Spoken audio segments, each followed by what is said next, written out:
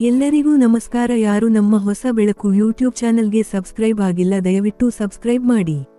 ಇಂದು ನಾವು ಒಂದು ಕಥೆಯನ್ನು ಕೇಳೋಣ.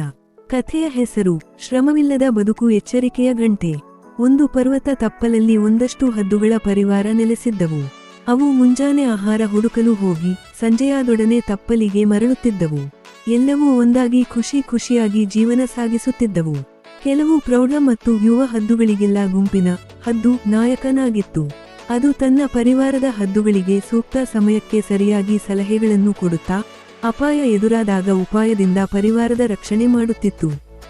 ಒಮ್ಮೆ ಎಲ್ಲ ಹದ್ದುಗಳು ಹಾರುತ್ತಾ ಸಮುದ್ರದ ನಡುಗಡ್ಡೆಯ ದ್ವೀಪಕ್ಕೆ ಬಂದು ಇಳಿದವು. ವಿಶಾಲವಾದ ಸಮುದ್ರದಲ್ಲಿ ತರಹೇವಾರಿ ಮೀನು, ಕಪ್ಪೆ, ಸಣ್ಣ ಹುಳ, ಹುಪ್ಪಡಿಗಳು, ಜಲಚರುಗಳಿದ್ದು ಹದ್ದುಗಳಿಗೆ ತಿನ್ನಲು ಸಾಕಷ್ಟು ಆಹಾರ. ಜೊತೆಗೆ ಆ ದ್ವೀಪವು ನೆಲೆ ನಿಲ್ಲಲು ಪ್ರಶಸ್ತವಾದ ಸುಂದರ ಸ್ವರ್ಗದಂತಿತ್ತು. ಅವು ಒಂದೆರಡು ದಿನ ಇದ್ದು ಸಮುದ್ರದಲ್ಲಿ ಸಿಗುವ ಆಹಾರ ತಿಂದುಕೊಂಡು ಹಾಯಾಗಿ ಕಳೆದವು. ಒಂದಷ್ಟು ತರುಣ ಹದ್ದುಗಳಿಗೆ ಆ ಜಾಗ ಆಕರ್ಷಣೆಯಾಗಿ ಕಂಡಿತ. ಈ ಮೊದಲು ಪರ್ವತ ಪ್ರದೇಶದಲ್ಲಿದ್ದಾಗ ಅಲ್ಲಿಗೆ ಬರುವ ಬೇಟೆಗಾರರು, ಕಾಡು ಪ್ರಾಣಿಗಳಂತ ಶತ್ರುಗಳು ಇಲ್ಲ, ನಾವಿನ್ನು ಇಲ್ಲಿಯೇ ಆರಾಮಾಗಿ ಇರೋಣ, ನಮಗೆ ಆಹಾರ ಹುಡುಕುವ ಗೋಜಾಗಲಿ ಶತ್ರುಗಳ ಕಾಟವಾಗಲಿ ಇಲ್ಲಿಲ್ಲ ಎಂದು ಮಾತಾಡಿಕೊಂಡವು. ತಿಂಗಳುಗಳೇ ಕಳೆಯಿತು. ಅವು ಮೊದಲಿದ್ದ ತಾಣಕ್ಕೆ ಹೋಗುವ ಯೋಚನೆಯನ್ನು ಮರೆತವು.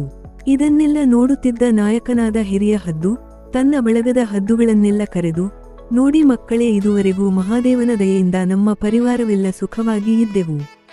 ಈಗ ನಮಗೆ ವಯಸ್ಸಾಗಿದೆ, ನಾವು ಯಾವಾಗ ಬೇಕಾದರೂ ಶಿವನ ಪಾದ ಸೇರಬಹುದು. ಅದರ ಚಿಂತೆ ನಮಗಿಲ್ಲ. ಆದರೆ ನಿಮ್ಮ ಕುರಿತು ಯೋಚನೆ ಶುರುವಾಗಿದೆ. ಈ ದ್ವೀಪದಲ್ಲಿ ಎಲ್ಲವೂ ಸುಲಭವಾಗಿ ಸಿಗುತ್ತಿದೆ ಎಂದು ಸುಲಭ ಸೌಕರ್ಯಕ್ಕೆ ಮರುಳಾಗಿ ನೀವು ಇಲ್ಲಿ ಉಳಿದರೆ ಜೀವನದಲ್ಲಿ ಎದುರಾಗುವ ಸಮಸ್ಯೆಗಳನ್ನು ಎದುರಿಸುವ ತಾಕತ್ತು ಮತ್ತು ದೃಢತೆ, ಧೈರ್ಯ, ಸ್ಥೈರ್ಯ, ಶಕ್ತಿ ಎಲ್ಲ ಕಳೆದುಕೊಳ್ಳುತ್ತೀರಿ. ಎಂದಾದರೊಮ್ಮೆ ಶತ್ರುಗಳು ಎದುರಾದರೆ ಹೋರಾಡಲು, ಹಾರಲು ಆಗದೆ ಬದುಕನ್ನು ಕಳೆದುಕೊಳ್ಳುತ್ತೀರಿ. ಆದ್ದರಿಂದ ನಾವೆಲ್ಲರೂ ಈ ದ್ವೀಪದಿಂದ ನಮ್ಮ ಪರ್ವತದ ನೆಲೆಗೆ ಹೋಗೋಣ ಎಂದವು. ಯುವ ಹದ್ದುಗಳು ಹಿರಿಯ ಹದ್ದುಗಳ ಮಾತು ಕೇಳಿ ಮನದಲ್ಲಿ ನಕ್ಕು ಮತಿಗೇಡಿಗಳಾದ ಹಿರಿಯ ಹದ್ದುಗಳು ನಮಗೆ ಏನು ಹೇಳುತ್ತಿವೆ? ವೃದ್ಧಾಪ್ಯ ಬಂದಿರುವುದು ಅವರಿಗೆ. ಆದರೆ ನಮ್ಮ ಸಂತೋಷವನ್ನು ಏಕೆ ಹಾಳು ಮಾಡುತ್ತಾರೆ? ನಾವು ಯಾರೂ ಇಲ್ಲಿಂದ ಹೋಗುವುದು ಬೇಡ. ಹಿರಿಯ ಹದ್ದುಗಳ ಮಾತನ್ನು ನಿರ್ಲಕ್ಷಿಸೋಣ. ಇಲ್ಲಿ ಸಿಗುವ ಆಹಾರ, ಸುಖ, ಸಂತೋಷ ಅಲ್ಲಿ ಸಿಗುವುದಿಲ್ಲ. ನಾವು ನಮ್ಮ ಯೌವನವನ್ನು ಮಜವಾಗಿ ಕಳೆಯಬೇಕು. ಹಾಗೆಂದು ಮಾತಾಡಿಕೊಂಡು ಹಿರಿಯ ಹದ್ದುಗಳಿಗೆ, ನಾವು ಬರುವುದಿಲ್ಲ, ನೀವು ಬೇಕಾದರೆ ಹೋಗಿ, ನಮಗೆ ಇಲ್ಲಿ ಎಲ್ಲವೂ ಶ್ರಮಪಡದೆ ಬೇಕಾದಷ್ಟು ಸಿಗುತ್ತಿದೆ. ಹಿರಿಯ ಹದ್ದುಗಳು, ಬೇಡ ಮಕ್ಕಳೇ, ನಿಮಗೆ ಅನುಭವ ಇಲ್ಲ, ನಮ್ಮ ಜೊತೆಗೆ ಬನ್ನಿ, ನೆಮ್ಮದಿಯಾಗಿರೋಣ ಎಂದು ಸಾರಿ ಹೇಳಿದರು. ತರುಣ ಹದ್ದುಗಳು ಅಹಂಕಾರದಿಂದ ಹಿರಿಯರ ಮಾತನ್ನು ನಿರ್ಲಕ್ಷಿಸಿದವು. ಏನೂ ಮಾಡಲಾಗದೆ ಹಿರಿಯ ಹದ್ದುಗಳು ತಮ್ಮ ಹಿಂದಿನ ತಾಣಕ್ಕೆ ಹೊರಟು ಹೋದವು. ಕೆಲವು ತಿಂಗಳು ನಂತರ ಹಿರಿಯ ಹದ್ದುಗಳು, ನಮ್ಮ ಪರಿವಾರದವರು ಹೇಗೆ ಇದ್ದಾರೋ, ಬಹಳ ದಿನಗಳಾಯ್ತು, ನೋಡಿಕೊಂಡು ಬರೋಣ ಎಂದು ಸಮುದ್ರದ ದ್ವೀಪಕ್ಕೆ ಬಂದವು. ಅಲ್ಲಿನ ದೃಶ್ಯ ನೋಡಿ ಹಿರಿಯ ಹದ್ದುಗಳು ಬೆಚ್ಚಿಬಿದ್ದವು. ಎಲ್ಲೆಲ್ಲಿ ನೋಡಿದರೂ ಸತ್ತ ಹದ್ದುಗಳ ಹೆಣಗಳೇ ಕಾಣುತ್ತಿತ್ತು.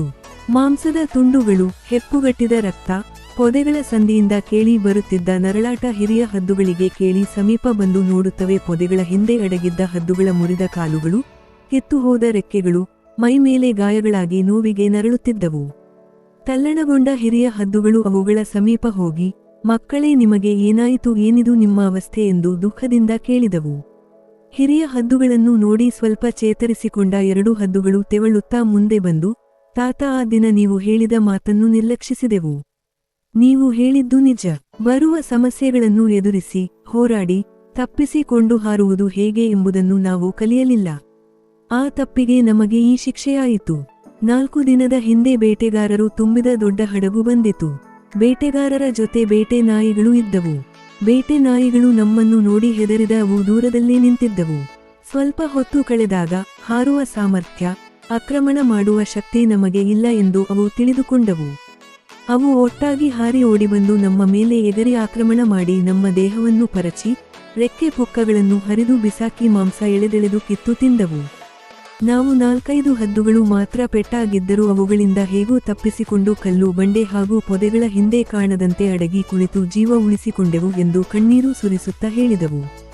ಇದು ಹದ್ದುಗಳ ಕಥೆ. ಪ್ರಾಣಿ ಪಕ್ಷಿಗಳಾದರೇನು, ಮನುಷ್ಯರಾದರೇನು, ಬದುಕಿನ ಕೊನೆ ಉಸಿರಿರುವ ತನಕ ಹೋರಾಡಲೇಬೇಕು.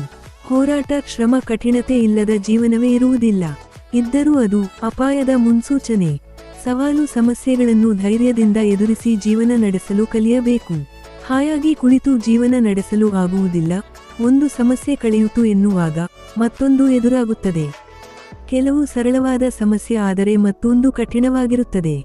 ಎಲ್ಲವನ್ನೂ ಎದುರಿಸಲು ಸಿದ್ಧರಿರಬೇಕು. ನಮ್ಮ ಮಕ್ಕಳು ಸುಖವಾಗಿರಬೇಕು, ತಿಂದುಂಡು ಆಡಿಕೊಂಡಿರಬೇಕು ಎಂದು ಬಯಸುವುದು ತಪ್ಪಲ್ಲ. ಆದರೆ ಜೀವನದಲ್ಲಿ ಎದುರಾಗುವ ಕಷ್ಟ, ಸಮಸ್ಯೆ, ಹಸಿವು ಇವುಗಳನ್ನು ತಿಳಿದಿರಬೇಕು. ಇದ್ದಾಗ ಹಿರಿಯಕ್ಕ, ಇಲ್ಲದಿದ್ದರೆ ತಿರಿಯಕ್ಕ ಗಾದೆಯಂತಾಗಬಾರದು. ನಮ್ಮ ಮಕ್ಕಳು ನಮ್ಮ ಹಾಗೆ ಕಷ್ಟಪಡುವುದು ಬೇಡ ಎಂದು ನಿಂತಲ್ಲಿಗೆ ಮಣೆ, ಕೂತಲ್ಲಿಗೆ ನೀರು. ಹಸಿವಾದರೆ ವಿವಿಧ ಖಾದ್ಯಗಳನ್ನು ಬಡಿಸಿದ ತಟ್ಟೆ ತಂದು ಮಕ್ಕಳಿದ್ದಲ್ಲಿಗೆ ಹೊತ್ತೊಯ್ದು ಉಪಚರಿಸಿ ಕೊಟ್ಟರೆ ಶ್ರಮ ಹಾಗೂ ಹಸಿವಿನ ಬೆಲೆ ತಿಳಿಯುವುದಿಲ್ಲ. ಕಷ್ಟಗಳನ್ನು ಎದುರಿಸುವ ಮನೋಬಲ ಬೆಳೆಸಬೇಕು.